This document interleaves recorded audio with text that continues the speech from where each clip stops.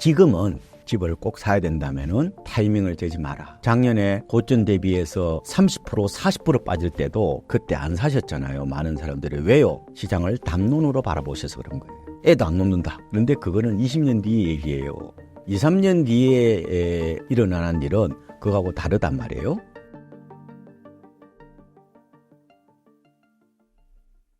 네, 안녕하세요. 저는 국민은행 WM스타 자문단 소속의 박원갑 부동산 수석 전문위원입니다.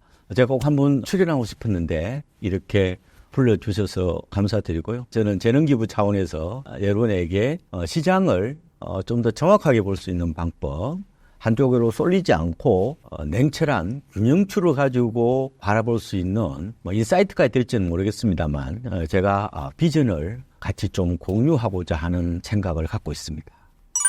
현재 부동산 상황은 어떤가요? 큰 틀로 보면요, 약간 초양극화의 서막 같아요. 그래서 온도차가 지역별로 상품별로 너무 커요. 잘못하면은 착시 현상을 유발할 수 있어요. 지금 언론에서 나오는 대부분의 뉴스는 뭐예요? 아파트 얘기죠. 그것도 어디 얘기? 서울 아파트 얘기예요. 그래서 서울만 보면은 집값이 많이 오른 것처럼 보이는데 지방은 또 그렇지 않아요. 그리고 아파트하고 또 비아파트가 차이가 나죠. 비아파트는 어디예요? 주로 빌라. 빌라 전세 사기 여파로 그 시장은 약간 구조적 불황에 놓여 있는 거예요. 그래서 한쪽 면만 보면은 잘못하면은 시장에 어떻게 보면은 전체를 보지 못하는, 말하자면 울퉁불퉁한 시장이고 가계전투 시장이고 따로 노는 시장인데, 대부분이 지금 저기 주택시장만 보더라도 너무 서울 가령 이런 강남 아파트, 마용성 이쪽만 좀 너무 핀트가 가 있지 않느냐, 다른 시각도 있다 말씀을 드리고 싶고, 지금 저한테 여쭤보시는 이 부동산 상황이라는 게 지금 토지를 얘기하는 게 아니죠. 그리고 빌라를 아까 얘기하는 것도 아니고 뭐예요? 지금 상가를 얘기하는 것도 아니에요. 뭐예요? 아파트만 저를 얘기하시는 거. 이걸 보통 논문을 써보시는 분은 아시지만 이걸 조작적 정의라고 그래요. 지금 얘기하고 싶은 부동산을 더 좁혀서 얘기할 수밖에 없는 거예요. 그러면 저는 이렇게 말씀을 드릴게요. 제가 1부, 2부, 3부 계속해서 말씀을 드릴 건데 거의 아파트에 대해서만 말씀을 드린다, 이렇게 해야 아마 정의가 될 겁니다. 무슨 말 아시겠죠? 왜냐하면은 폭이 나름이에요. 그래서 우리나라에서 아마 주택 가운데 전체의 재고 물량 64%가 아파트예요. 그래서 그래 가장 많고, 또 많은 사람들이 아파트에 들어가 살고 싶어하는 그런 경향도 있고, 그래서 저는 지금 부동산 시장 상황이 어떻냐고 얘기했을 때 바로 아파트를 먼저, 그리고 그걸 위주로 말씀을 드려야 아마 내가 피부로 와닿을 겁니다.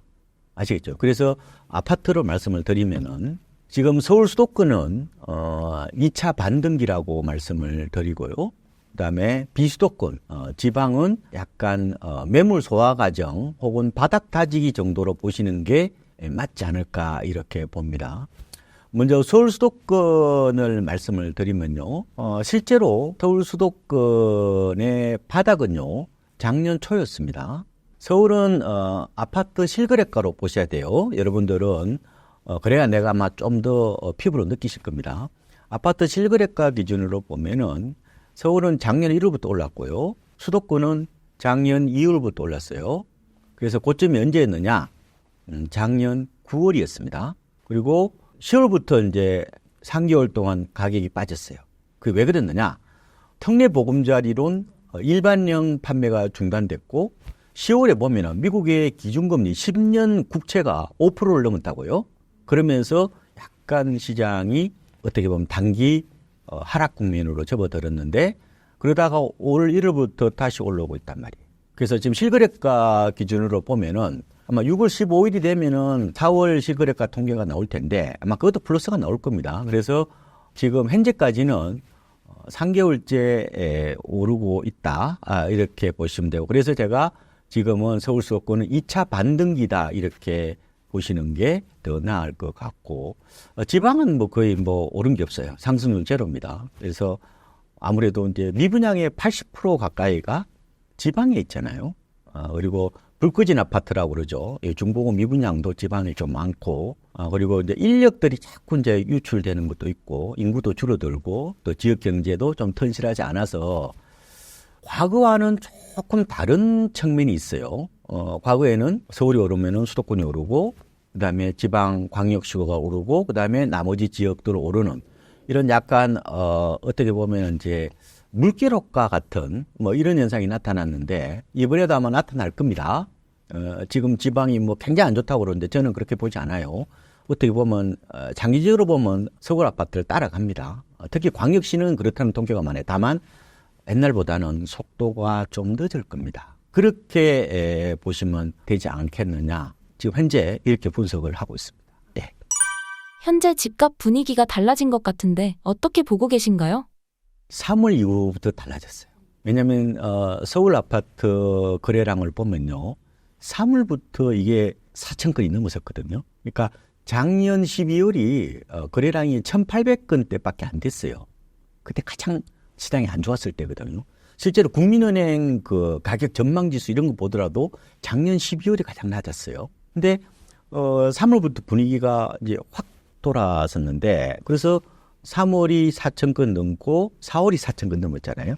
5월은 아마 제 생각에는 5천 건에 거의 육박할 거라고 봐요. 근데 2006년도부터 역대 평균이 얼마 정도 되냐면은 월 거래량이 6천 건이에요. 그때 비해서 미미하죠. 근데 지금 이걸 4천 건, 5천 건을 그때하고 비교하면 안 돼요. 지금은 고금리잖아요. 그리고 집값이 비싸지면 거래량이 줄어요. 이 거래 회전율이라는데 이 줄기 때문에 지금은 어떻게 보면은 거래량을 보면은 약간 바닥 뭐 탈출 이런 거로 보시면 될 것 같은데, 말씀하신 것처럼 왜 분위기가 갑자기 바뀌었느냐?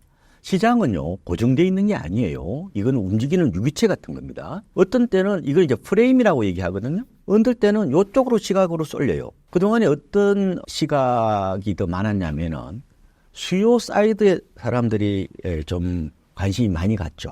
수요 위축이라고 보면 돼요. 주로 뭐예요? 지금 어떻게 보면 고금리다. 고금리에 누가 집을 사느냐? 또 뭐예요? 매물이 쌓였다. 서울 아파트 뭐 지금 매물이 무려 뭐 8만 3천 4천 건. 소득 대비 집값이 너무 비싸다. 그래서 누구나 다 인정하는 거죠. 아니 지금 보통 대기업 다니는 직장인들도 월급을 모아서 어떻게 집을 살 수 없잖아요.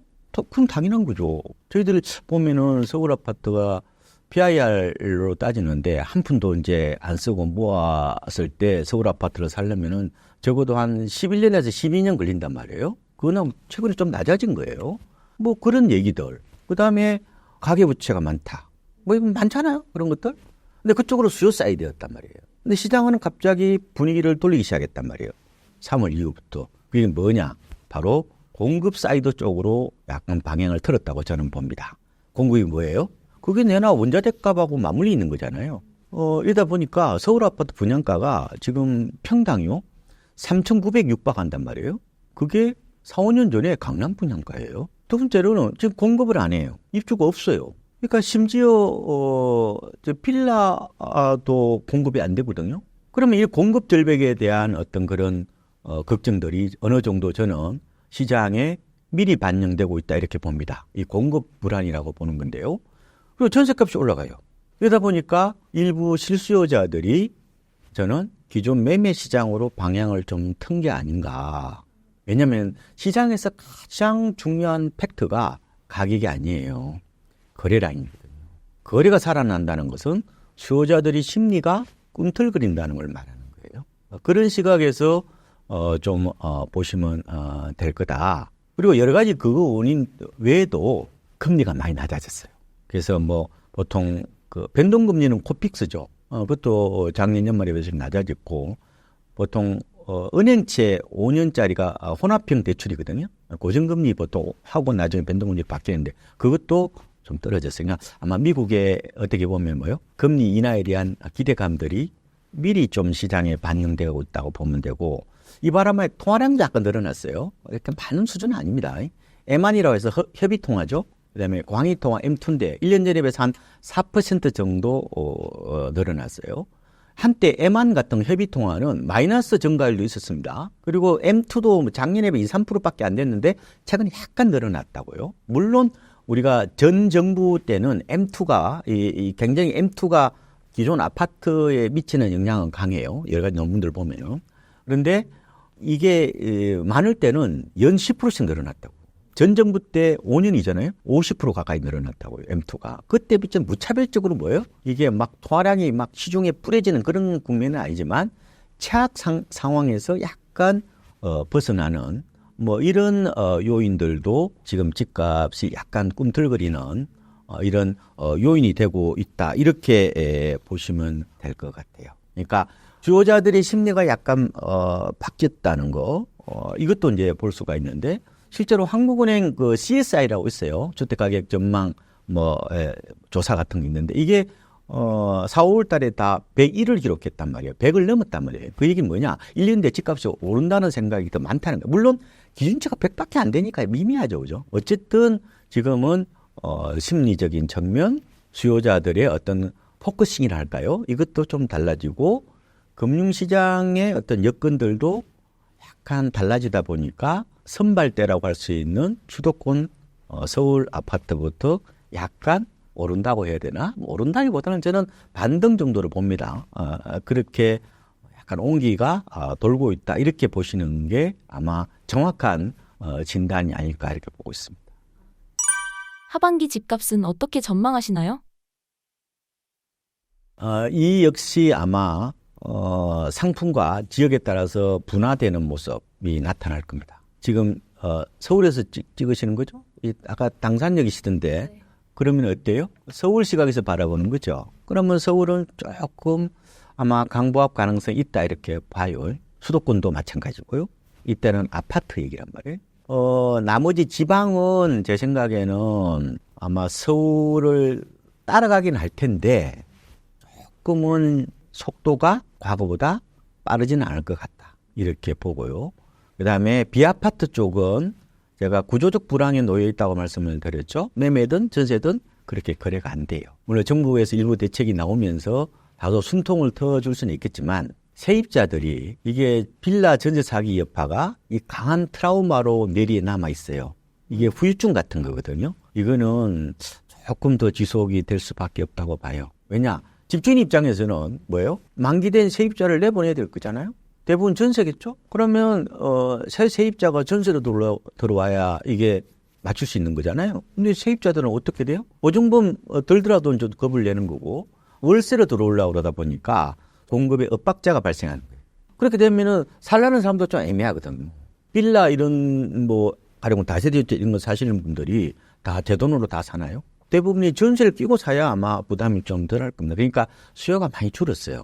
그러다 보니까 지금 아파트하고 비아파트 쪽 그리고 서울 수도권과 지방 간의 양극화라기보다는 좀 차별화 양상이 진행이 될 수밖에 없지 않느냐 이렇게 보고 다만 하반기에 부동산 시장의 가장 큰 어떻게 보면 키포인트는 금리가 과연 어느 정도 인하가 될 건지가 아마 관건이 될 겁니다. 금리 인하는 이 시장 회복 속도하고 맞물려 있어요.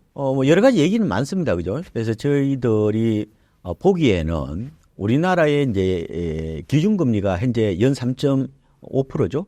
올 초만 하더라도 2번 정도가 대세였어요. 2번 정도 인하한다. 근데 지금은 한 번으로 바뀌었어요. 대체적으로. 그래서 아마 연말에 가면 한 3.25 정도가 예상이 되고 내년 보니까 한 3% 정도 조금 낙관적으로 보시는 분들은 한 2.75% 정도 그렇게 보시면 그러니까 전반적으로 금리는 인하 국면인 것은 맞잖아요. 그죠? 지금 금리가 비정상적으로 높으니까 다만 속도는 그렇게까지 시장이 기대했던 정도의 어떤 그런 속도를 내지는 못할 거다. 좀 완만하게 좀 낮아질 거라는 건데 이게 만약에요.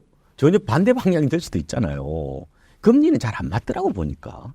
가장 안 맞는 게 뭐냐. 환율이 가장 안 맞아요. 그다음에 금리, 그다음에 주가, 부동산도 잘 안 맞죠. 예, 그래서 보세요. 부동산 전문가들이 저는 강남에 집 있는 사람 별로 못 봤는데요. 그래서 제가 이런 말씀 드리잖아요. 시장을 바라보실 때는 팬덤만큼 무서운 게 없는 거예요. 여러 가지 통계도 있고 여러 가지 지표도 있는데도 불구하고 특정인의 의견에 지나치게 어떻게 맹신하는 것만큼 위험한 게 없어요. 중요한 것은 현장에서 듣는 소리하고 그다음에 어떻게 보면은 시장 흐름과 이 지표 간의 시차가 나잖아요. 조금 어떤 거래가 중심으로 사고하는 거, 그게 아마 이 시차를 최소화할 수 있는 어떤 그런 방법이라고 저는 보는데, 그래서 가장 중요한 게 지적인 근육을 기르는 거예요. 그리고 내 스스로 균형추를 가지는 거예요. 스스로 판단력을 기르는 게 중요한 거지. 저는 개인적으로 부동산을 담론으로 바라보시는 것은 저는 굉장히 위험하다고 봅니다. 그건 당이론이에요. 당연하죠. 젊은 세대들이 지금 연애도 안 하고 결혼도 안 하고 애기도 안 놓잖아요. 이게 다 무슨 문제예요? 상당 부분이. 집값이 많이 올라서 생기는 문제잖아요. 그래서 혼인율하고 이 집값하고 상관계수가요, 마이너스 0.9예요. 상관계수가 0에서 10까지가 있잖아요. 이 집값이 오르면 오를수록 어떻게 돼요? 결혼도 안 하고 출산도 안 하고 이렇게 되면 어떻게 돼요? 우리나라가 이게 인구 소멸 국가가 돼버리는 거예요. 그럼 맞죠? 누구 뭐라고 그래? 틀려요? 근데 그거 지나치게 빠지면 안 돼. 특히 단기적인 문제는.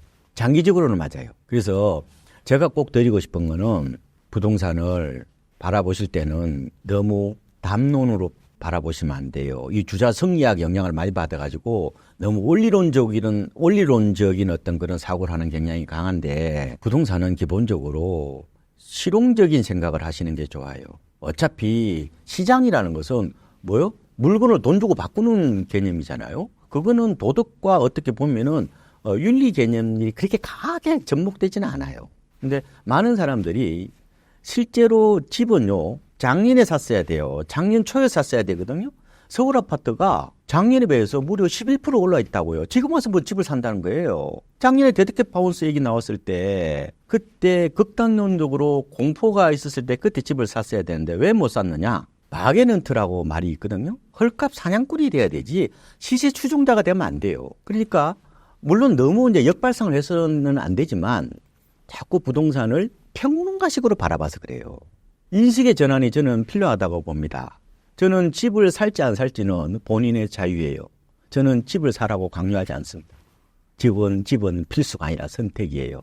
요새 집 다 팔고요, 미국 배당 ETF 사는 사람도 많아요. 중요한 것은 내가 집을 진짜로 살 사람이라고 생각한다면은 조금은 이런 담론하듯이 논문 쓰듯이 시장을 바라보지 마시고 좀 더 현장에 천착해서, 제가 이런 말 하거든요. 손품, 다리품, 머리품, 이걸 팔아서 어떻게 보면은 좀 더 실천 가능한 사유를 하셔야 된다는 말씀을 드리고 싶어요.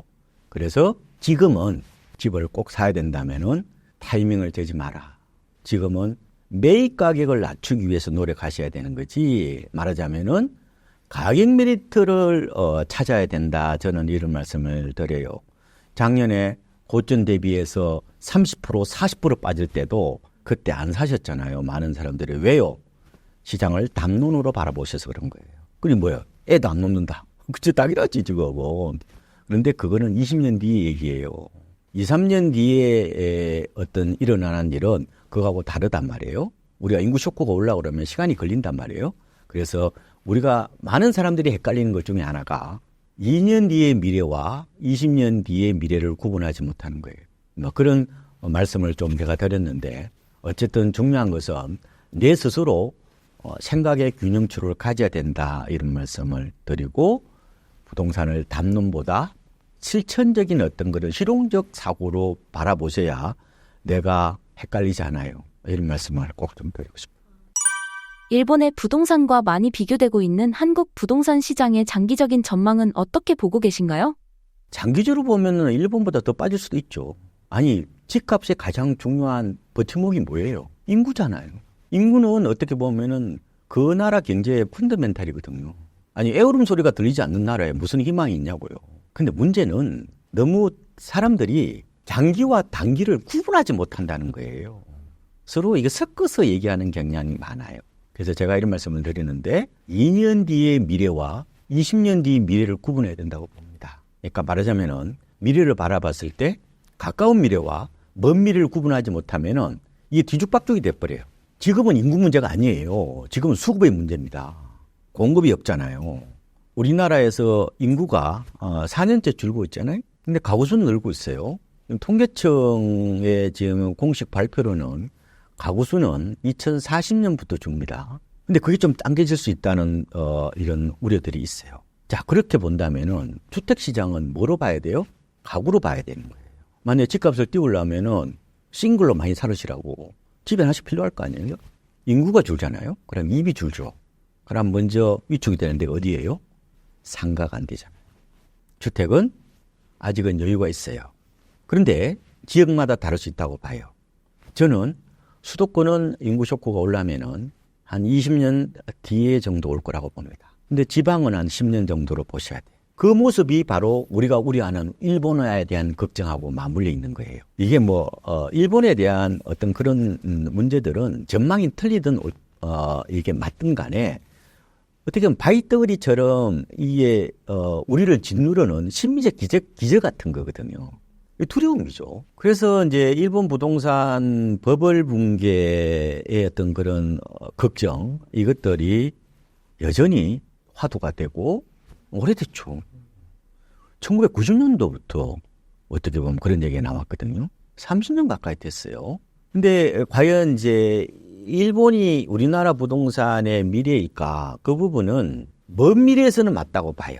근데 가까운 미래에서는 반드시 그렇지는 않다. 일본은 약간 거품 붕괴의 과정을 보면은 굉장히 특이한 케이스라고 보면 돼요. 그래서 우리가 이제 심리학에서 말하는 이걸 이제 가용성 휴리스틱이라고 표현합니다. 휴리스틱이 뭐냐면은 약간 주먹국으로 이렇게 생각하는 거. 가용성이라는 것은 우리 머리에서 있잖아요. 얼마나 빨리 이렇게 연상돼서 떠올리는 거 있잖아요. 그게 따라서 이게 발생 가능성을 연동시키는 거예요. 그렇죠. 가령 이런 거죠. 만약에 비행기 사고 같은 거 있잖아요. 아니면 유람선 전복 이런 것들은 굉장히 충격적이잖아요. 그러면은 우리가 이제 비행기 그러면은 참혹한 어떤 그런 이미지를 떠올리는 경우가 많아요. 비행기 사고만 하더라도. 왜냐면 그런 경우가 있었으니까. 근데 비행기도 어떻게 보면 한 명도 안 다치고 이렇게 불행 중 다행으로 이렇게 연착륙하는 경우도 있잖아요. 근데 그렇기 때문에 그런 강렬한 이미지는 우리 뇌리에 오랫동안 남아서 우리를 계속해서 짓누르는 거예요. 이게 일본화 문제도 그런 모습이라고 보면 되고. 그리고 이걸 이제 의대생 증후군이라고도 해요. 이 건강염려증 같은 건데 의대생들이 이제 질환을 이제 공부하잖아요. 그러면 내가 조금 몸이 안 좋으면은 이것이 큰 병 아닌가? 만약에 위가 조금 아파. 약 먹으면 되는 거잖아요. 근데 이거 큰일 났다. 이거 혹시 위암이 아닌가? 이런 식으로 이제 과도한 걱정을 하게 되는 현상을 이제 의대생 증후군이라고 얘기하는데 어쨌든 일본이 반드시 숙명은 아닌 것 같고 정해진 미래는 없어요. 다만 특히 단기간에는 그러니까 아마 쇼크는 언젠가는 올 겁니다. 언젠가는 오는데 반드시 일본식으로 나올 거냐? 그 부분에 대해서는 조금은 단언하기는 좀 어렵다. 우리가 근데 그거는 미래는 가보지 않은 거잖아요. 그러니까 세상의 가장 바보가 가보지 않은 미래를 갖고 놓고 싸우는 거예요. 근데 문제는 그럴 가능성, 개연성을 보고 조금은 우리가 대비를 해야 된다고 말씀을 드리고, 그러니까 일본의 어떤 그런 버블 붕괴는 역사적으로 아주 이례적인 사건이라고 보면 돼요. 그러니까 거품 붕괴 역사가 지금까지 보면은 한 10개 이상 돼요. 제가 보면은. 그래서 흔히 말하면 1637년에 터졌던 네덜란드 튤립 버블 있잖아요. 그다음에 1700년도에 프랑스의 미시프 버블, 그다음에 영국의 남해 버블, 그다음에 대공황 아시죠? 미국의. 그다음에 90년대에 일본 부동산 버블, 그다음에 인터넷 버블 아시죠? 그다음에 서프라임 모기지 같은 여러 가지 있었는데 재밌는 것은 뭐냐면은 부동산 시장에서 거품이 발생하잖아요. 그랬는데 대부분 일본처럼요. 일본이 30년이 더 됐잖아요, 지금. 오랫동안 이렇게 헤어나지 못하는 경우는 별로 없어요. 미국이 어때요? 서프라임 2008년에 터졌죠. 그때부터 집값 많이 올랐거든요. 그러니까 일본만 유독 지금 그 늪에서 못 빠진다는 거예요. 제가 조사를 해보면은 일본이 고점이 언제냐면은 91년 초거든요. 그때에 비해서 한 20% 이상 시세가 낮아요, 아직은. 근데 재밌는 것은요. 시점에 따라서 좀 다를 수 있어요. 우리는 무조건 잃어버린 30년만 생각하죠. 근데 그것도 고정관념일 수 있단 말이에요. 이게 이제 프레임이라고 그러거든요. 어느 시각에 보냐 좀 달라요. 일본을 조사를 해보면은 일본 주거용 부동산의 고점이 언제냐면은 91년 1월이에요. 엄청나게 그 이후에 떨어집니다. 저점이 언제냐면은 2012년 10월이에요. 이때가 우리나라의 하우스포가 극에 달했을 때예요. 제가 이때 어떤 프로에 나갔냐면은 SBS 자기야 프로에 나갔어요. 오락 프로그램이죠. 근데 오락 프로그램에서 하우스포를 다룬다는 것은 무슨 말이에요? 사회적으로 스트레스가 극에 달해있다는 얘기지. 항상 오락 프로그램에 부동산을 다루거나 주식을 다루면은 꼭대기 아니면은 바닥이에요. 최근에 주가가 코스피가 3,300일 때에 2021년 6월이었거든요. 그때의 오락 프로그램 한번 보세요. 주식 전문가들이 많이 나왔죠. 똑같은 거야. 그러니까 사회적 욕망이 거기에 달했을 때고 뭐에 바닥일 때는 사회적 공포가 거기에 달했을 때라고 보시면 되죠. 자, 우리나라 수도권 아파트가 언제부터 올랐어요? 2013년 1월부터 올랐단 말이에요. 실거래가 기준으로. 그러니까 우리도 그때와 비슷하죠, 그죠? 그래서 집값이 이제 어떻게 보면 일본도 이제 올랐는데 재밌는 것은 2012년 말부터 집값을 오른 걸 조사를 해보면은 KB 시세입니다. 일본이 더 올랐어요. 제가 조사를 해보니까 2013년 4월까지 통계를 보니까 일본의 주거용 부동산이 36.8% 올라가고 우리나라의 KB 시세의 주택가격 상승률은 같은 기간으로 봤을 때 33.5%예요. 자, 그러면은 재밌는 것은 일본이 인구가 분명히 준단 말이에요. 그래서 제가 조사를 해보니까 일본이 언제부터 줄었냐면 2011년부터 줄었단 말이에요. 2023년에 이제 일본 인구가 1억 2,400만 정도가 돼요. 정점이 2010년이죠. 그때보다 371만 명이 줄었다고요. 부산이 330만이 채 안 되거든요. 부산이 하나 없어진 거야. 인구가 2011년부터 줄었는데 집값은 뭐예요? 한국보다 더 올랐다고 보면 되죠. 물론 많이 빠졌으니까 올랐다고 보면 되는데 제가 드리고 싶은 거는 인구가 준다고 해서 반드시 집값이 떨어지지는 않더라. 왜냐? 왜 이런 현상이 나타나느냐? 가구 수가 늘어났어요. 일본이. 제가 조사를 해보니까 2020년 현재 일본의 가구 수가 5,583만 가구인데 2015년보다 약 238만 가구 정도가 늘어났어요. 일본이 빈집이 2018년에 이제 13.6%가 돼요. 빈집이 늘려있단 말이에요. 그럼에도 불구하고 일본 집값은 올랐죠. 특히 있잖아요. 일본의 두드러진 특징 중에 하나가 젊은 세대들이 살고 싶어하는 도쿄 같은데 이런 데서 타워맨신이라는 게 있어요. 주로 우리나라 주상복합 아파트하고 비슷한 건데 20층 이상의 고층 아파트거든요. 이게 한 1,400채 정도 있어요. 이거는 오히려 전고점을 돌파했습니다. 요새 신고가 갱신, 뭐 NDB와 비슷한. 그러니까 무슨 얘기냐면은 우리가 부동산 시장을 너무 빈집 비율만 갖고 시장을 전체적으로 재단하는 것도 위험한 거예요. 그러니까 인구가 줄어들면은 어떤 현상이 나타나냐면 모든 부동산이 폭락하는 게 아니라 어떤 현상이 나타나냐면은 초양극화가 나타나요. 그래서 이런 뭐 어떻게 보면은 부동산 시장을 바라볼 때 물론 전체적으로 보면 다 안 좋겠죠, 그죠? 그 가운데서 살아날 때는 살아나고 죽을 때는 죽는다. 뭐 그런 마인드도 좀 있는 것 같고 제가 그럼 일본이 왜 이렇게 올랐을까라고 조사를 해보니까 아까 가구수가 늘어났다고 그랬잖아요. 통화량이 늘어났어, 확실히. 통화량이 보면 제가 일본이 2011년부터 인구가 줄었다고 그랬잖아요. 그러니까 인구 줄고 나서 올 2월까지 조사해 보니까 M2가 통화량이 한 1.6배 정도 통화량이 좀 늘어났어요. 근데 한국은 같은 시간대 보니까 약 한 2.3배 정도 늘어났어요. 종합해서 말씀을 드리면은 일본이 분명히 전 세계에서 찾기 어려운 부동산 버블이 붕괴됐다.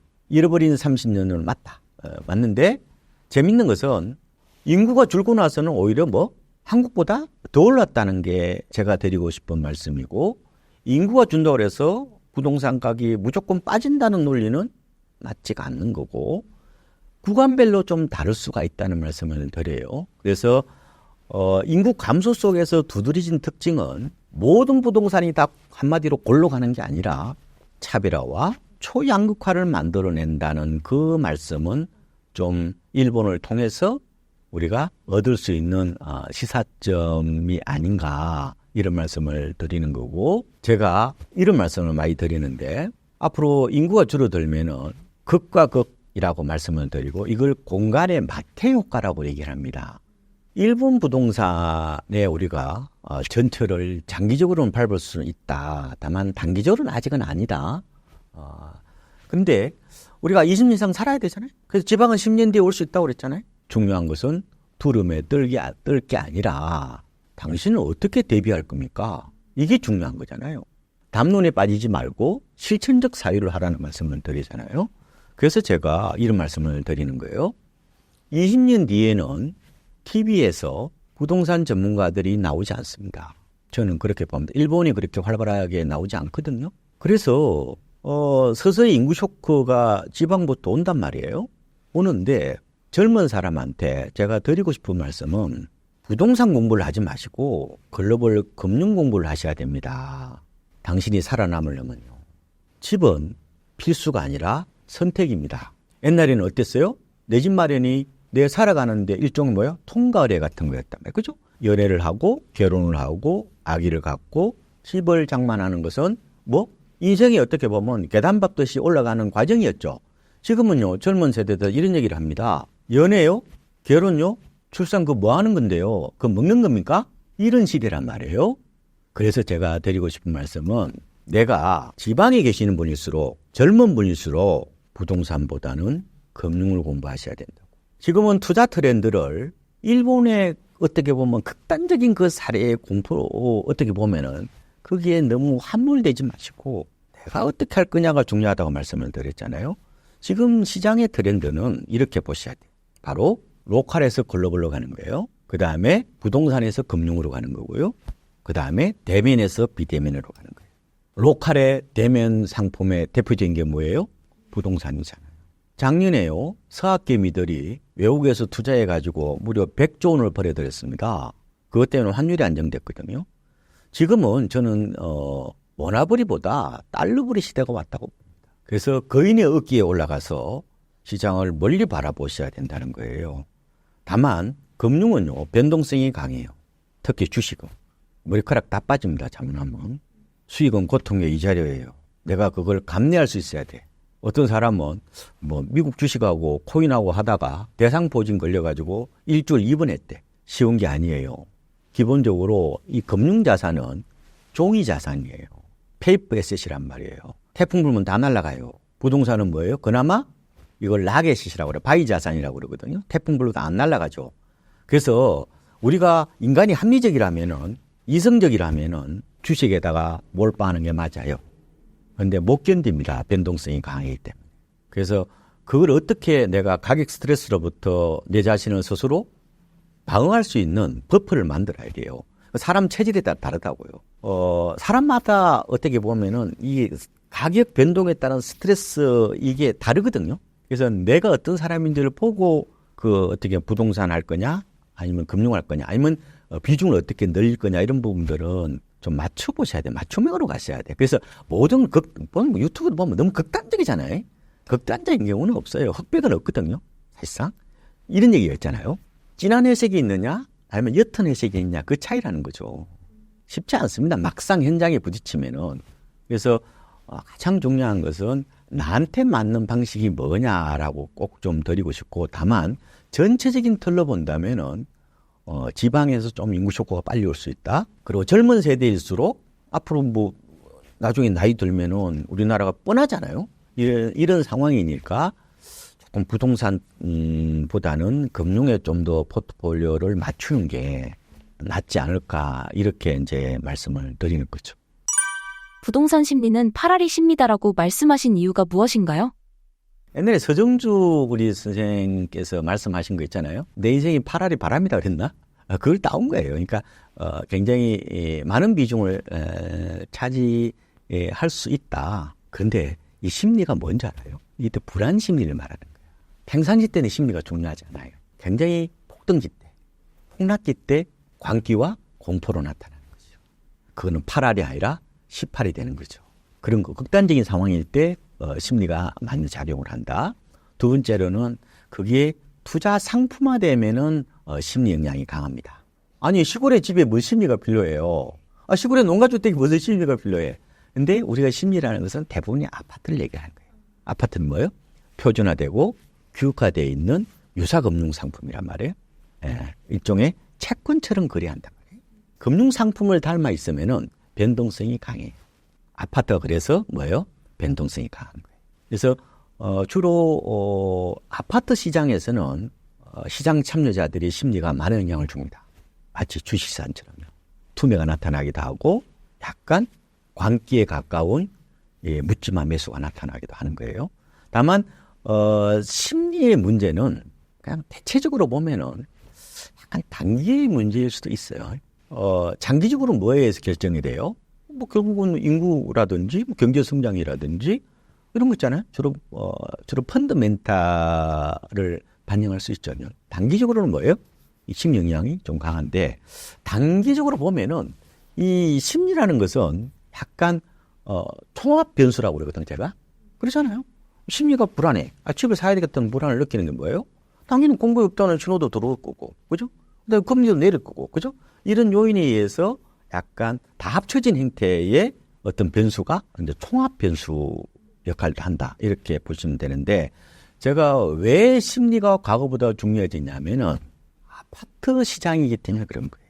우리나라 전체 거래 중에서 아파트가 가장 많죠. 주택은 뭐예요? 전국에 지금 아파트가 한 1230만 채 정도 돼요. 전체 재고의 한 64% 정도 아파트. 우리나라는 아파트 공화국이잖아요.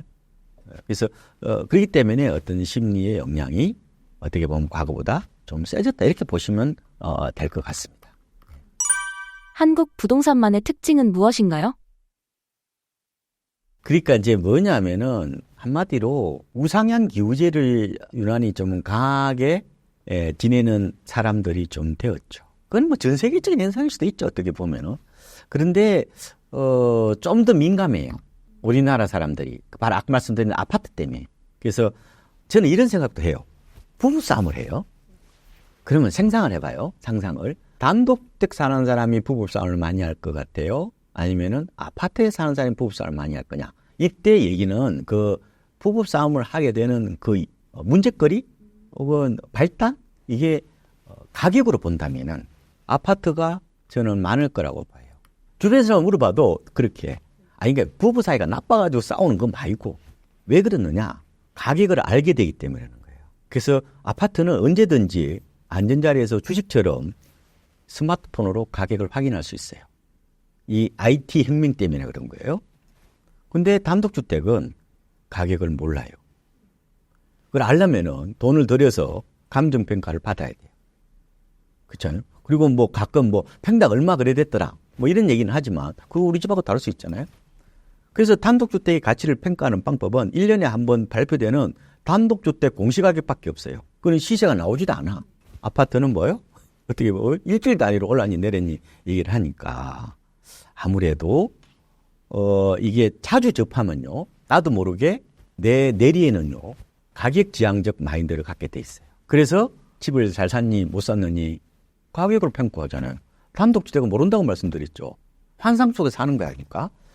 가격이 자주 노출되지 않으면은 오히려 스트레스를 덜 받는다고요. 근데 아파트는 이게 그만큼 어떻게 보면은 정보 공개가 적극적으로 되고 또 뭐 그만큼 개량화 됐기 때문에 가능한 거죠.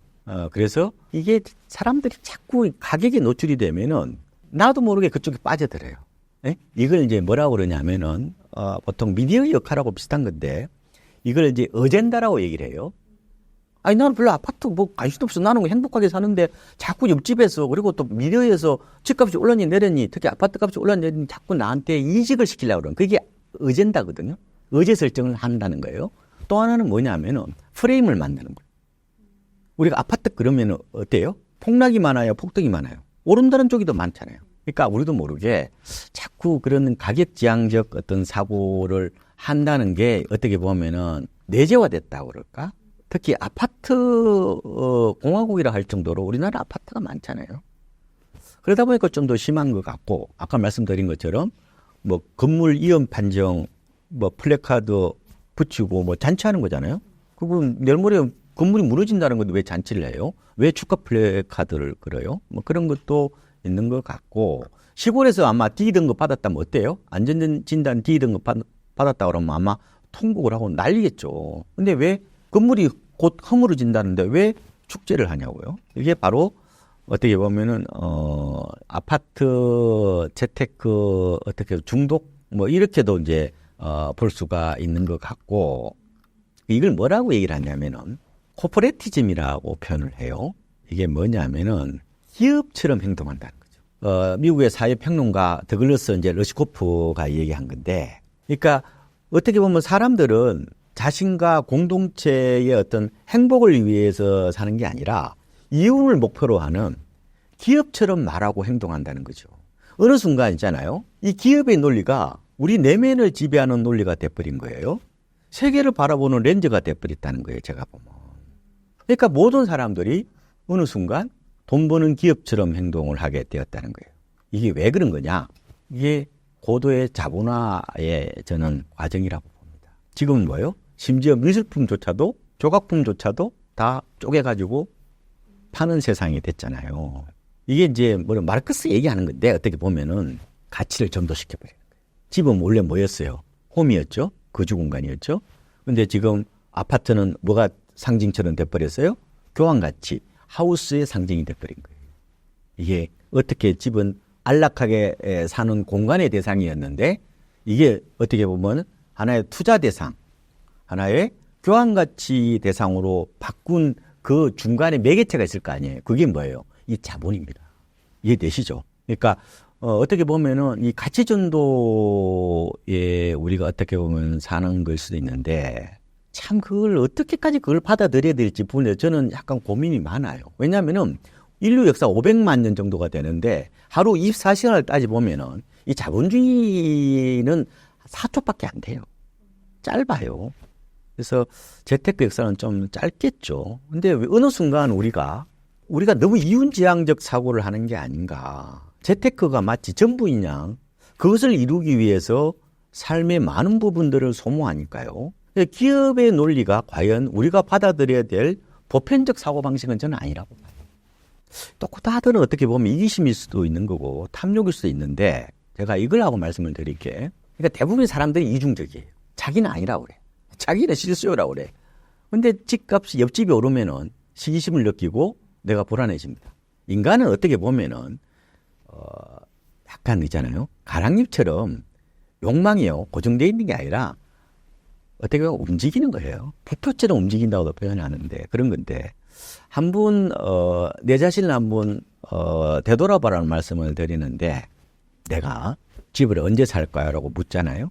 집을 언제 팔까요? 라고 묻잖아요. 결국 마켓 타이밍에 대한 얘기죠. 그거는요, 대도시 사람만 쓰는 언어라고요. 시골 사람은 묻지 않아요. 아니, 농가주택 사는데 타이밍이 있어요?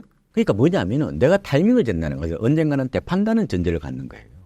상당 부분이. 이게 주식처럼 이제 마켓 타이밍을 재는 건데, 만약에 시골에서 지리산이나 속리산 같은 데서 동네에 가서 동네 사람한테 이제 묻는 거예요. 아저씨, 아니면은 어르신, 요 동네 집을 언제 사면 좋아요? 물으면 뭐라고 그럴 것 같아? 미친놈 취급을 하겠죠. 뭐라고 그러겠어요? 아유, 집이라는 것은 돈 있을 때 사는 거지 어떻게 타이밍이 대상이 되느냐. 진정한 홈이나 안식처를 찾는 사람은 타이밍을 묻지 않습니다. 그러니까 일종의 타이밍을 잰다는 것은 약간 인디안 규제식 부동산 투자를 하는 사람일 수 있어요. 본인은 그렇지 않다고 생각하죠. 이런 얘기를 합니다. 나는요, 그거 중요하지 않아요.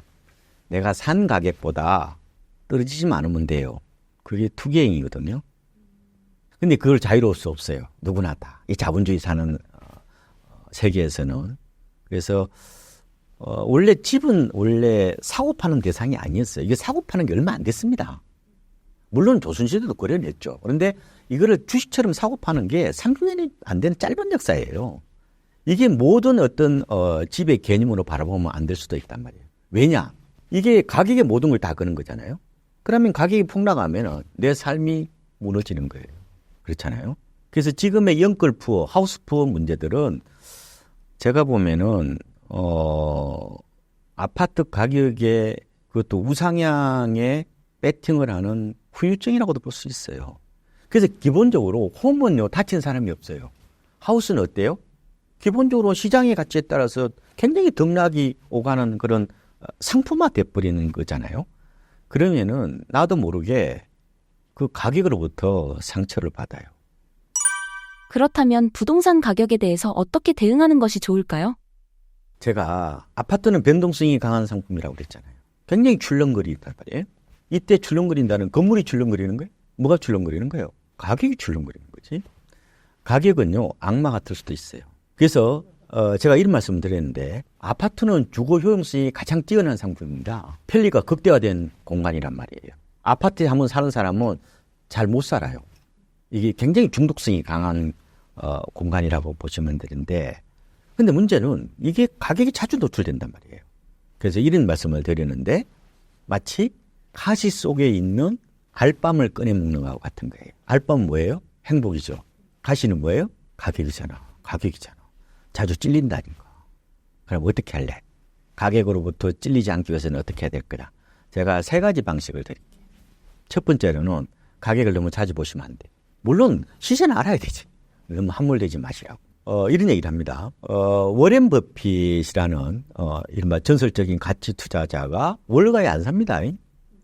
오마하에 살죠. 뉴욕으로부터 무려 비행기로 3시간 반 거리에 산단 말이에요. 우리나라 따지면 어느 정도 돼요? 괌 정도 되나? 그 조금 그냥 멀리 봐야 이게 잡음인지 소음인지 구분할 수 있단 말이에요. 가깝게 가면은 내가 다쳐요. 워렌 버핏이 월가로부터 떨어진 것은 월가의 소음으로부터 피하기 위해서 그런 거거든요. 오히려 자주 안 볼수록 내가 거기 휘둘리지 않고 신호를 되게 보면 제대로 포착할 수 있다는 말씀을 드리고, 두 번째로는 공간을 사랑하셔야 돼. 가격을 사랑하지 마시고. 어차피 시장은 장기적으로 보면 물가가 풀리는 만큼 적어도 20년 동안은 저는 가격은 올라간다고 봐요. 그럼 가치가 어떻게 보면 오르는 게 아니라 가격이 오르는 거죠. 그렇죠?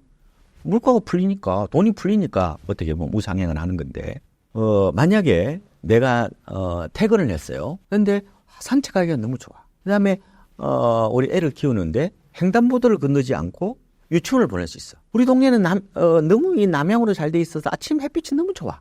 화분 키우기가 너무 좋아. 이런 식으로 가격보다 그 콘크리트 덤이지만, 그 회색 콘크리트 덤이지만 그 아파트와 그 주변의 공간을 사랑하면은 가격이 떨어지더라도 스트레스를 덜 받습니다. 그래서 보면은 연예인들이요, 훨씬 더 가격 스트레스를 덜 받습니다. 왜냐하면은 그 공간에다가 내가 마음을 준단 말이에요. 내가 인테리어를 다 꾸며. 그럼 이게 소유효과가 없이 단 거거든, 심리학에서 말하는. 혹은 이걸 정서적 가치라고 그래요. 가치는 2가지가 있어요. 하나는 교환 가치가 있고 또 하나는 정서적 가치가 있어요. 예? 그러니까 정서적 가치는 그 공간을 사랑하는, 어떻게 보면은 결과물 혹은 내가 얻는 걸 수도 있는 거거든요. 연예인들은 보면은 TV에서 찍으러 오잖아요. 그러니까 뭐예요? 나도 모르게 거기다가 많은 투자를 한단 말이에요. 그래서 이게 이제 소유효과 혹은 정서적 가치는 내가 투입한 시간과 돈에 비례하는 거예요. 연예인들이 집 사랑꾼이죠. 바로 가격 사랑꾼이 아니라 집 사랑꾼이 되면은 가격으로부터 스트레스를 덜 받는다는 거고, 세 번째로는 임대 사업자라 할까요? 거기서 캐시플로우를 빼는 사람은 훨씬 스트레스를 덜 받습니다. 왜 그러냐면은 내 집을 그냥 대출 내서 사는 사람 혹은 갭 투자자 분들은 가격이 떨어지면 엄청나게 고통을 받아요. 근데 내가 똑같이 가격이 떨어지더라도 월세를 받는 사람은, 말하자면은 캐시를 내가 얻는 사람들은 가격 하락에 따른 스트레스를 덜 받습니다. 왜 그러냐면은 가격 손실이 있잖아요. 이거와 임대 수입을 합산해서 계산하기 때문에 그런 거예요. 자, 예를 한번 들어버릴까요? 내가 집을 2억 주고 샀어요. 대출로 집을 샀습니다. 아니, 몇 돈 내고 집을 사도 돼요. 근데 이게 2년 사이에 집값이 1억 8천이 됐어요. 그럼 뭐예요? 내가 1억 8천 손실 본 거잖아요. 그에 대해서 굉장히 스트레스를 많이 받아요. 내가 타이밍을 왜 그렇게 잡았을까? 그때 친구 얘기 들으면 안 되는데. 이런 식으로 내 자신을 좀 자책을 해요. 또 다른 사람은 이걸 내가 월세를 받는 사람이에요. 그런데 한 달에 월세를 100만 원 받는 사람. 2년 동안의 임대수익이 얼마예요? 2,400. 자기가 아까 자본적 손실, 잠재적, 물론 잠재 평가죠. 가격이 매매 손실이 얼마예요? 잠정적으로 2,000이었죠. 그렇죠? 그런데 내가 임대수익 얼마 올린 거예요? 2,400. 합하면 얼마예요? 플러스 400. 이런 식으로 생각하는 거죠. 확실히 가계에 대한 민감도가 낮아요. 미국 논문들 보더라도 자가거주자가 월세 임대 사업자에 비해서 가격이 하락했을 때 고통이 2배 크다고 그래요. 그래서 갭 투자가 굉장히 스트레스를 많이 받는 위험한 배팅이라고 볼 수 있는 거죠. 그렇죠. 그래서 부동산을 바라보실 때 가격 상승을 기도하는 어떻게 보면은 우상향 기우제보다는 중간중간에 캐시플로우를 빼는 그런 사람들이 가격 스트레스로부터 덜 피해를 할까요? 부담을 느끼죠. 그래서 똑같은 아파트를 갭 투자한 사람하고 월세 받는 사람하고 보면은 심리적 불안감이라든지 공포나 이 두려움, 스트레스가 덜하단 말이에요. 의학에 드리면은 물론 사람마다 다 맞출 수는 없을 겁니다. 제가 이 스트레스를 덜 받으려면은 집 사랑꾼이 되어라. 공간을 저는 재발견하고 그 공간을 사랑하라는 말씀을 제가 먼저 그걸 말씀드릴게요. 그다음에 두 번째로는 가격을 조금 멀리하라. 그다음에 세 번째로는 집은 어떻게 보면 캐시플로우가 나오는 또 다른 금융상품이라고 생각한다면은 어차피 가격은 출렁출렁하지만 내가 마음을 안 다친다는 말이에요. 그런 어떤 방식도 살아가는 뭐 또 다른 지혜가 될 수 있다 이런 말씀을 드립니다. 2030 세대는 기존 세대와 주거관이 어떻게 다른가요? 제가 신조어를 하나 만들어냈어요. 얼죽신이라고. 얼죽 아시죠? 얼어 죽어도 아이스 아메리카노. 저는 그걸 확실히 느꼈어요. 얼죽아 세대. 제 아들이 이제 지금 올해 30 좀 안 됐거든요. 저는 시골 출신이에요. 시골에 이제 어머니 이제 살아 계시니까 철수술 때 가야 되잖아요. 겨울에 추웠어요. 시골에 가는데 이제 휴게소를 들린 거예요. 그래서 나 아메리카노 좀 먹고 싶다 그랬더만 아들이 아이스 아메리카노를 사온 거예요. 그래서 저는 이해를 못했어요. 이 추운데 무슨 아이스 아메리카노냐고. 그랬더니 아들이 하는 말이 얼죽 아냐? 이러는 거예요. 그래서 젊은 세대들은 기본적으로 아메리카 그러면은 아이스 아메리카노를 떠올리는 것 같아요. 너무 쏙이 타는 게 맞나? 열불 나는 일이 좀 많나 보죠? 왜 저는 그냥 따뜻한 것도 맛있던데 특히 겨울에 그걸 먹어요? 이해를 못할 것 같아요. 그래서 제가 그걸 빗대가지고 제가 얼죽신이라고 표현했는데 얼어 죽어도 신축 아파트. 신축에 대한 선호가 과거 세대보다 훨씬 강합니다. 요새 이렇게 해요. 아파트 키즈죠. MZ 세대들은 아파트와 부동산을 동일시하는 세대, 아파트 편식 세대, 아파트 키즈 뭐 이런 여러 가지 표현을 제가 합니다. 그럼에도 불구하고 요새 MZ 세대들을 보면은 헌 아파트에 들어가 사느니 오히려 신축 오피스텔에 들어가 살려는 경향이 강합니다. 그만큼 신축을 이제 선호하는데 그 이유를 제가 조사를 해보니까 두 가지로요. 첫 번째, 풍요로운 세대예요. 그래서 주거 중거점이 기준점이 기성세대보다 높아요. 선진국 국민이잖아요. 주거 만족도가 높을 수밖에 없고 저는 X세대거든요. 근데 저는 따뜻한 물만 나와도 난방만 잘 되어도 외풍만 없어도 저는 만족하는 세대입니다. 실제로 그래요. 저희들은 시골에 자랐거든요. 근데 이런 추억이 있어요. 겨울에 학교를 가야 되잖아요. 뭐 방학을 12월 말에 하니까. 그러면은 만약에 아침에 이제 추운데 그 물을 동생이 다 써버렸어. 머리는 감고 가야 돼. 사춘기니까. 그 차가운 물에 심지어 얼음이 동동 떠 있는 그 물에 머리를 이렇게 감고 가본다고 생각해 봐요. 아마 기성세대들은 많이 그랬을 거예요. 그러니까 뭐냐면은 이게 주거 만족도를 따지는 그 중거점이 낮아요.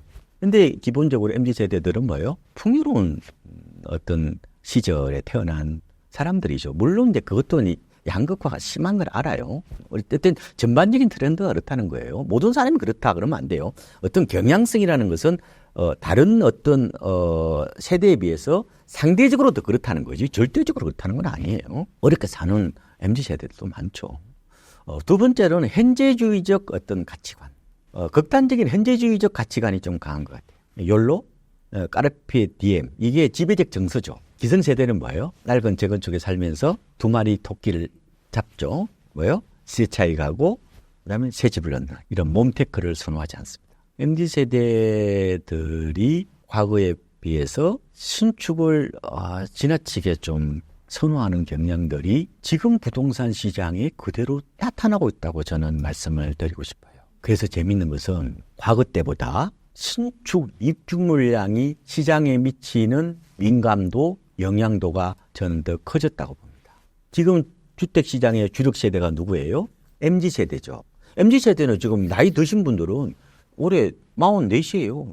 근데 이 세대들이 기성세대보다 확실히 신축을 선호하다 보니까, 그리고 쏠림 현상이 강하다 보니까 공급이 제때 안 된다는 것은 시장에 더 불안 요소로 이어질 수 있다. 이렇게도 이제 보는 거죠. 젊은 세대의 투자 패턴이 영끌과 갭 투자였는데 배경과 문제점은 무엇인가요? 그러니까 영끌은 내 돈이 아니라 남의 돈을 최대한 끌어다가 영혼까지 탈탈 털어서 투자한다고 그러는 거잖아요. 옆에서 지켜봤는데 빚을 무서워하지 않는 세대 같아요. 빚 친화적 세대라고 할까요? 빚은 경제학의 기본 상식이라고 생각하는 거예요. 대출을 모르면은, 빚을 모르면 너는 경제학을 공부 안 한 사람으로 이렇게 얘기할 정도로 대출을 풀로 당겨서 배팅을 한 게 어떻게 보면 영끌이라고 보시면 되죠. 물론 MZ세대들이 모아놓은 돈 없죠. 기성세대 이게 따라가려니까 이게 어떻게 보면은 엄청나게 힘든 거잖아요. 그러니까 긴 지렛대를 쓰는 거예요. 내 욕망을 달성하기 좋은 방법은, 내가 덜 힘을 들여서 내 목표를 이루는 좋은 방법은 지렛대를 쓰는 거예요. 대출은 뭐예요? 레버리지잖아요. 지렛대와 같은 거예요. 자, 잘 생각해 봅시다. 큰 바위가 있어요. 그러면 이걸 들어올리는 게 목표죠. 그런데 지렛대가 길수록 어때요? 잘 들리겠죠. 그러니까 내 욕망을 쉽게 달성할 수 있단 말이에요. 너무 긴 지렛대면 어떻게 돼요? 지렛대가 부러지는, 그게 어떻게 보면은 영끌 푸어라고 보시면 돼요. 그러니까 기성세대에 비해서 너무 단박에 욕망을 이루려는 경향이 강해요. 조급증에 걸려있다, 저는 이런 말씀을 드리는데, 그게 나쁘다는 뜻이 아니라 만약에 위기가 오면은 내가 벼랑으로 내몰릴 수 있는 그런 측면이 있단 말이에요. 그래서 실패의 어떤 그런 결과가 영끌푸어. 제가 이름을 지은 거 영끌푸어. 그러니까 아버지 세대는 하우스푸어였거든요. 그게 언제예요? 2012년에 결정에 달았다고 그랬잖아요. 지금으로부터 10년 전이네. 예. 아버지 세대, 주로 X세대하고 주로 베이비 부모들이 그때 고통을 많이 겪었죠. 근데 그 자식 세대들이 이번에 또 그런 이제 아픔을 겪은 거고. 갭 투자의 말씀을 드리면은 뭐냐면은 MZ세대들은 아파트 투자를 마치 게임하듯이 받아들입니다. 아파트라는 부동산을 사는 게 아니라 콘크리트 블록을 산다고 생각해요. 아파트가 규격화되고 표준화되어 있다고 그랬잖아요. 어떻게 보면은 아이템 사듯이 산단 말이에요. 그래서 제가 아파트 득템이라고 표현했어요. 이게 세입자가 살고 있는 공간이라는 개념보다 이걸 더 추상화시키는 겁니다. 그러니까 세입자 레버리지를 통해서 세입자 보증금을 끌어다가 내가 집 사는 게 갭 투자 아니에요. 그러니까 뭐냐면은 기본적으로 갭 투자는 조금 이기적인 투자거든요. 약간 비도덕적인 투자일 수도 있어요. 왜? 내가 무너지면 어떻게 돼요? 세입자도 다치는 거죠. 그래서 갭 투자는 단독주택을 갭 투자하지 않거든요. 오피스텔은 갭 투자하는 사람이 있어요. 상가를 갭 투자해요? 유독 뭐예요? 콘크리트 블록들. 이게 주거용으로 쓰고 있는 주로 콘크리트 블록을 마치 게임의 대상으로 접근을 하고 그걸 사고 파는 어떤 그런 과정들이 갭 투자라는 거로 나타나는 거죠. 저는 그렇게 보는데 이게 이제 게이미피케이션이라고 그래서 이제 게임 세대의 특징이에요. 내가 갭 투자로 아파트를 산다는 것은 뭐예요? 절반은 뭐예요? 내 돈이고 절반은 그냥 세입자 돈이잖아요. 이게 나스닥으로 따지면 QLD 사는 거하고 똑같은 거예요. 2배짜리 사는 거 약간 비슷한 것 같아요. 근데 제가 갭 투자가 제가 약간 비도덕적이고 좀 위험한 투자가 될 수 있다 이런 말씀을 드렸는데 모든 갭 투자가 저는 나쁘다고 보지는 않아요. 갭 투자는 세 개가 있거든요. 세 가지가. 첫 번째, 기업형 갭 투기. 막 지방에 돌아다니면서 막 서른 채씩 사는 거. 이거는 투기죠. 두 번째, 단순 갭 투자. 내가 있잖아요. 여의도의 직장인인데 살지도 않을 거면서 경기도 외곽에다가 그냥 약간 지푸라기 잡는 심정으로 사는 사람들이 많았어요. 2021년에. 무려 무주택자들이 103만 명이나 영끌로 집을 살 때. 그거는 이제 그런 걸 보면. 그래가지고 한 채를 산 사람은 관계 없어요. 근데 제가 보면은 5채, 6채 사놓고 자기가 경제적 은퇴? 뭐 빠여했대. 그래서 제가 굉장히 위험하다고 그랬거든요. 그런 경우는 진짜 세입자를 불행에 빠뜨릴 수 있는 측면이 있어요. 그런데 대부분이 그렇게 하는 사람보다 단계적 내 집 마련 전략으로 하는 사람이 저는 더 많다고 봐요. 이걸 저는 선량한 갭 투자라고 봐요. 좀 안 좋은 공간에 사는 거죠.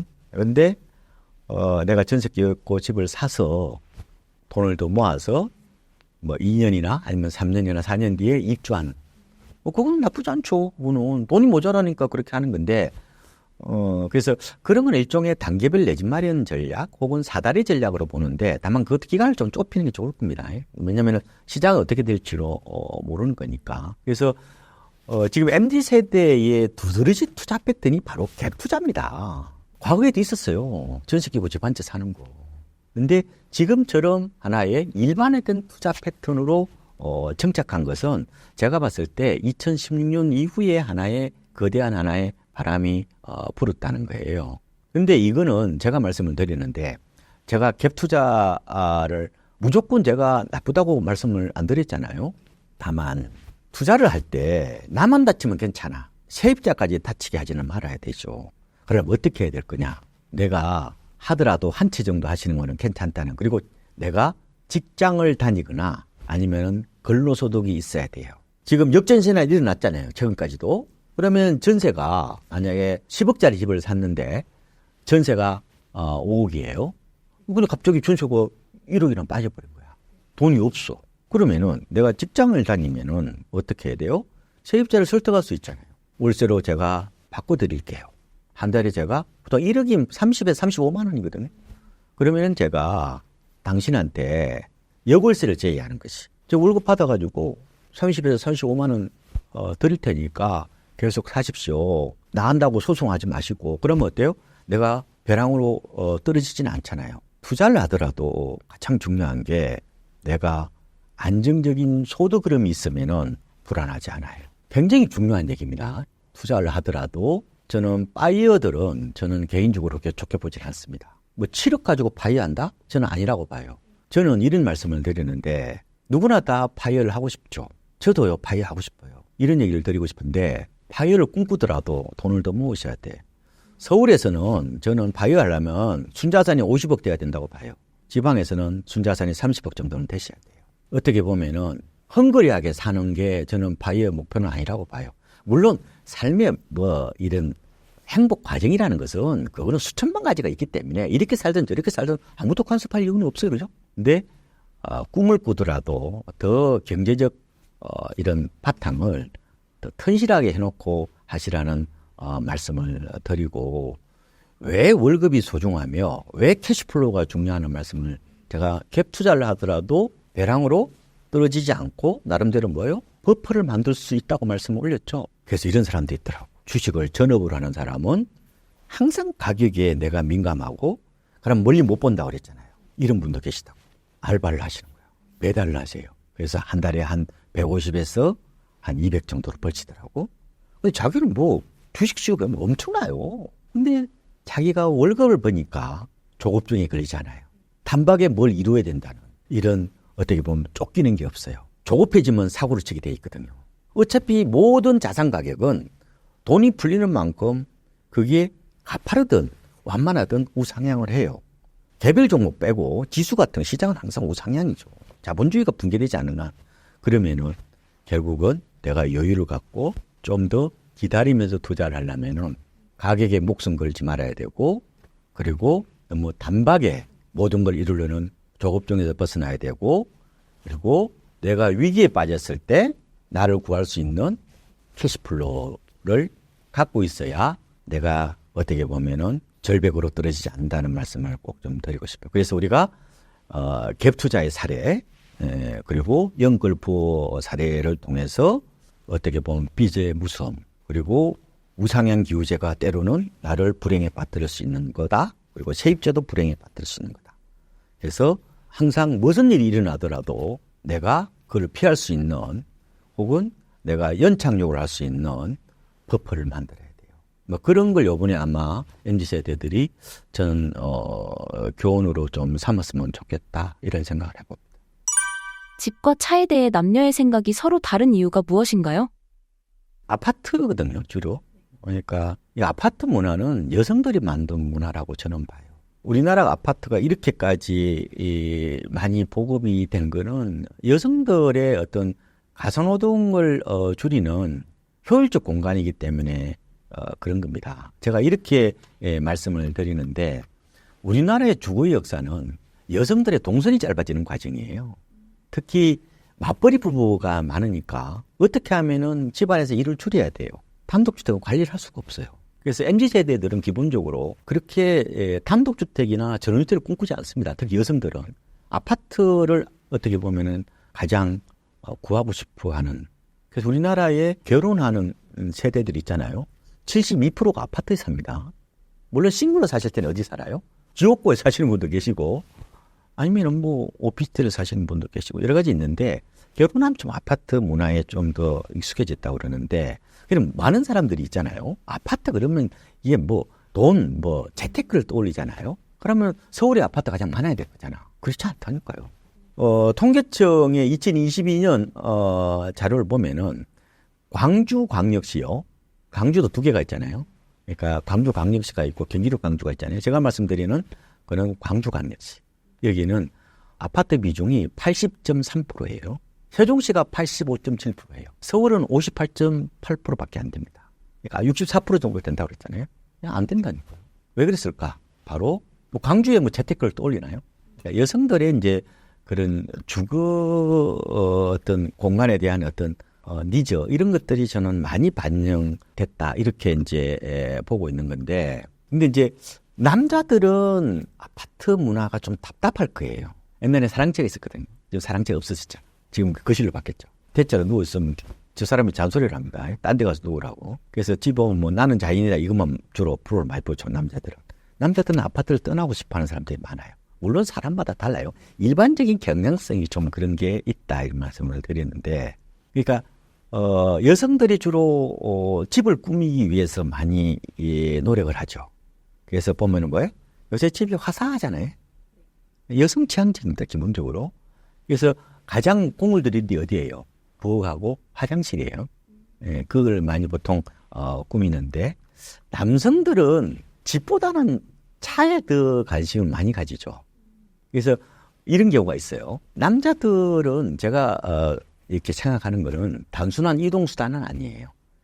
이게 모바일 홈이라고 저는 표현하는데, 좀 내가 편히 이렇게 쉬고 즐길 수 있는 작은 방이자 소우주처럼 생각하는 거예요. 차 안에서 노래도 듣고 게임도 하고 잠시 좀 눈도 붙이고 하는. 그래서 뭐 심지어 뭐 전기차 이런 데서는 뭐 라면도 끓여 먹을 수 있잖아요. 일종의 그러니까 차는 제가 분석한 바에 따르면은 답답한 세상살이로부터 분리된 나의 전용 공간인 동시에 해방구 같은 느낌이 있어요. 약간 단순히 이동수단을 넘어서 다목적으로 사용할 수 있는 뭐 복합 공간이기도 하고. 그래서 남자들이 어때요? 취직하면 차부터 사잖아요. 물론 이제 아파트 살려면 돈이 더 많이 드니까 뭐 그럴 수도 있겠지만, 요새 그런 얘기를 해요. 젊은 20대 남자들한테 너 로망이 뭐야? 그러면 세 가지를 얘기합니다. 첫 번째 슈퍼카, 두 번째 해외여행, 그 다음에 이제 한강이 보이는 아파트 정도로 이제 보는 건데, 그래서 약간은 슈퍼카를 저는 약간 사치 개념으로 봤는데 약간 럭셔리 모바일 홈처럼 봤어요. 자신을 이제 드러내는 뭐 어떤 그런 수단으로서 플렉스 소비로 이제 보는 건데, 근데 여성분들은 이걸 이해를 못 하죠. 차 꾸미는 거에 대해서 이해를 못 해요. 튜닝 이런 걸 이해를 못 한다니까. 실제로 아마 우리 남자친구가 있으면은 그리 막 차 엔진 바꾸고 막 실내 인테리어 하면 막 짜증 날 가능성이 높을 건데요. 근데 남성들이 그걸 좋아하죠. 그러니까 이게 약간 바람을 가르면서 이렇게 달리는 차 안에서 남자들은 야생마 같은 남성성을 느낀다 이렇게도 이제 표현을 하는데, 그래서 이제 그게 문제는 민폐죠. 민폐 폭주는. 그래서 확실히 여성분들은 차를 꾸미는 남자를 이해를 못하겠다는 반응이고, 아니 그거 이동수단인데 왜 그다 돈을 바르냐는 거예요. 근데 오히려 아까 말씀드린 것처럼 여성들은 이제 콘크리트 둥지라고 하는데 아파트를 꾸미기를 좀 좋아하는 뭐 그런 경향이 있고. 그래서 재밌는 게 있어요. 요새 신혼부부들 잘 보면요, 퇴근을 하잖아요. 그러면은 게임 세대잖아요. 그러니까 지금 20대 30대 애들이 가장 1순위 취미가 게임입니다. 남자들은. 여성들은 좀 안 계시겠죠. 뭐 50대는 등산이래나 뭐 이런 게 있던데. 그러니까 40대까지도 게임을 많이 합니다. 저는 우리 아들이 게임하는 거 보면 그걸 왜 이렇게 집착을 하는지 모르겠어요. 근데 그게 일종의 하나의 레저로 보니까 가장 많이 하는 게 게임이에요. 근데 문제는 이제 결혼을 하면은 집에서 게임하면은 가만히 놔두겠어요? 잔소리가 많을 거잖아요. 그래서 어떻게 하냐면 퇴근하고 나서 지하주차장에서 자기 차 안에서 있잖아요. 게임 1시간 하고 올라갑니다. 왜? 아무래도 이제 거실이라든지 안방에서 게임하면 눈치가 보이잖아요. 이게 부부싸움에 바로 기폭제가 바로 게임이에요, 게임. 근데 차 안은 누구나 간섭받지 않는 나만의 어떻게 보면은 안락한 공간으로 받아들입니다. 그러니까 확실히 보면은, 그러니까 제가 느낀 거는 집과 차에 대한 남녀 간의 생각이 약간 극도로 좀 갈리는 것 같은 뭐 그런 생각이 이제 드는 건데, 뭐 이렇게 해야 정답이다 이런 건 없어요.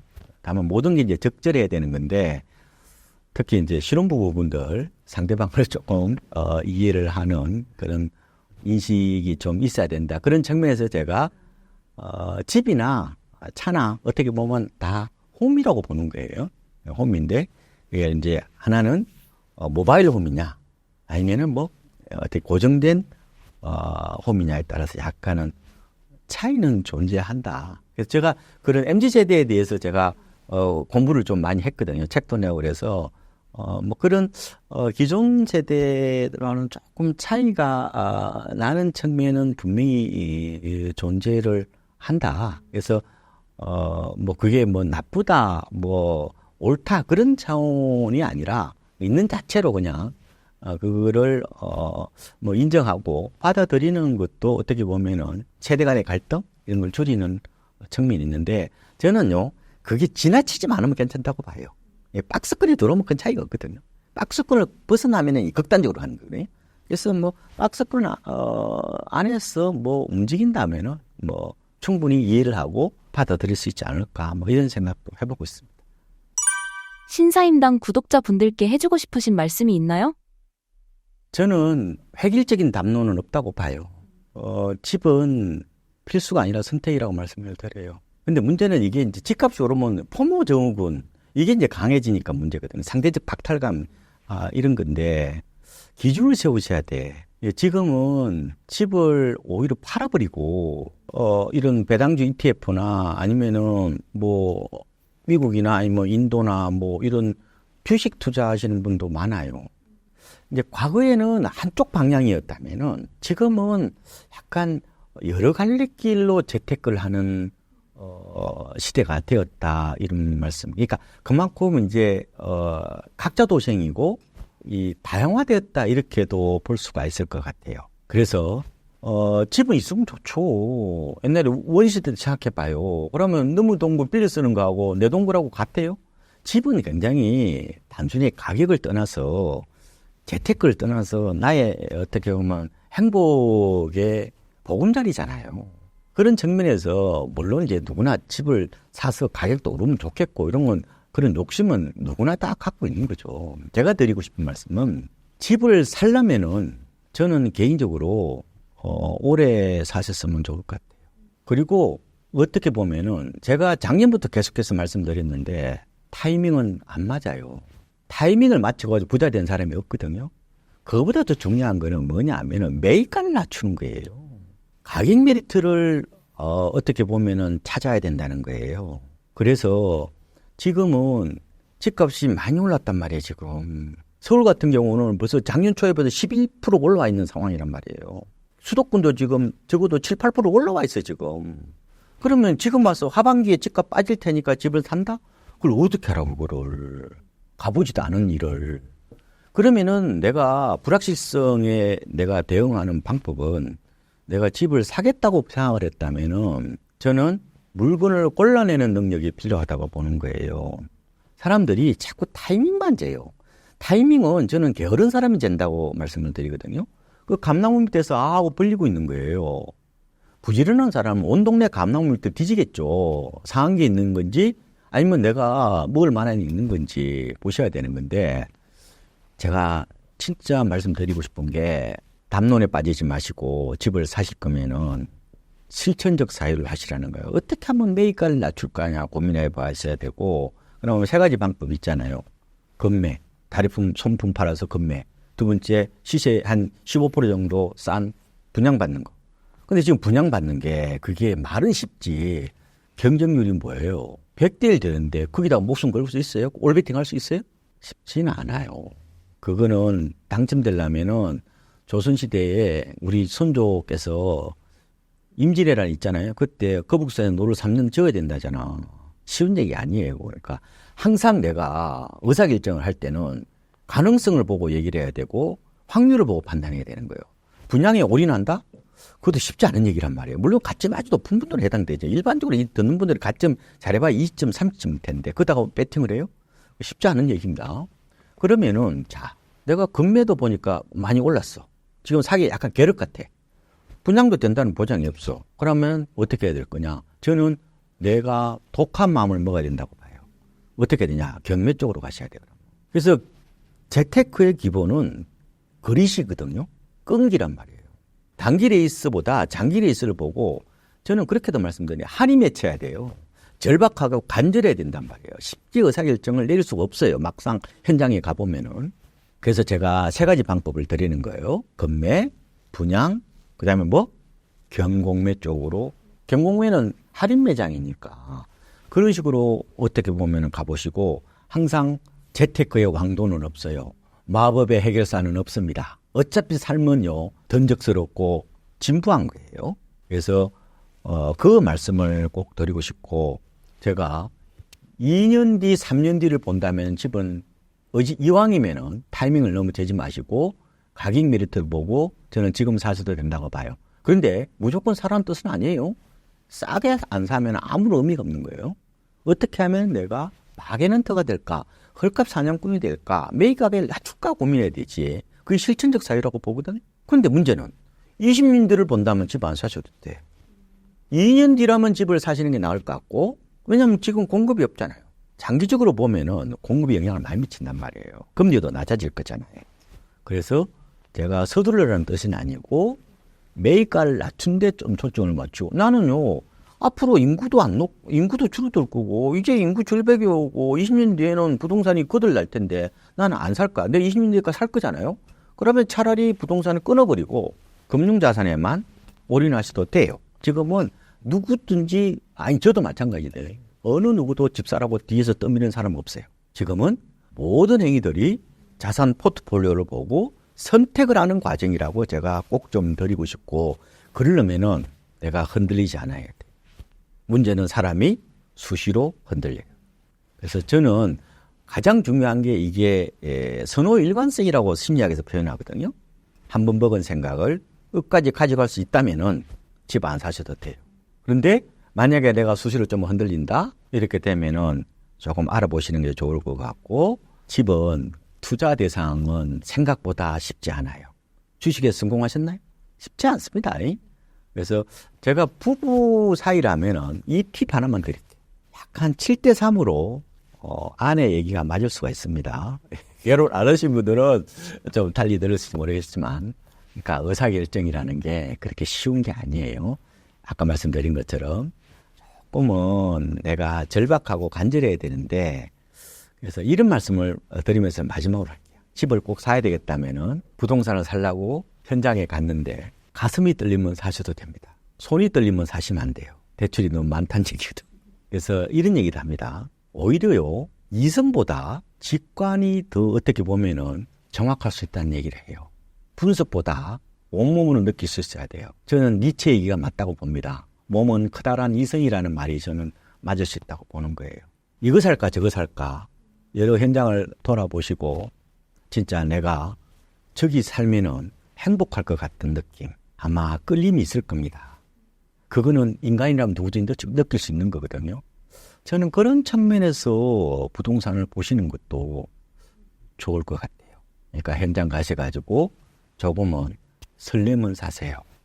다만 대출이 너무 많아서 손이 떨릴 정도라면은 그거는 너무 과도한 거예요. 그거는 연끌푸어 될 가능성이 높아요. 그 얘기를 좀 드리면서 한 2시간 정도 말씀을 드렸는데 마무리를 드리도록 하겠습니다. 가장 중요한 것은 통계에 너무 연연하기보다는 담론에 빠지기보다는 실천 가능한 사유를 하셔야 되고 현장에서 답을 찾는 지혜가 좀 더 필요하지 않을까 생각이 들고요. 재테크는 기본적으로 부지런해야 됩니다. 게으른 사람이 되기보다는 조금 더 다리품을 많이 파는 그런 성실한 사람들이 조금 더 부를 빨리 이룰 수 있다, 이런 말씀을 드리고, 여러분들이 공부를 좀 많이 하십시오. 지금 공부 많이 하시잖아요. 그래서 지적인 어떻게 보면은 총량 어떻게 보면은 이런 걸 좀 많이 넓혀가는 게 필요한 것 같아요. 그래서 공부를 하다 보면은 나도 모르게 어느 정도 인사이트까지는 안 되더라도 비전이 나올 수가 있거든요. 그래서 꾸준하게 공부해 나가는 그런 이 알매의 영역을 이제 지평을 넓히는 거라고 그러는데, 그런 게 하신다면은 여러분들이 아마 좋은 나중에 결실이 있지 않을까 그렇게 생각해 봅니다. 예, 고맙습니다.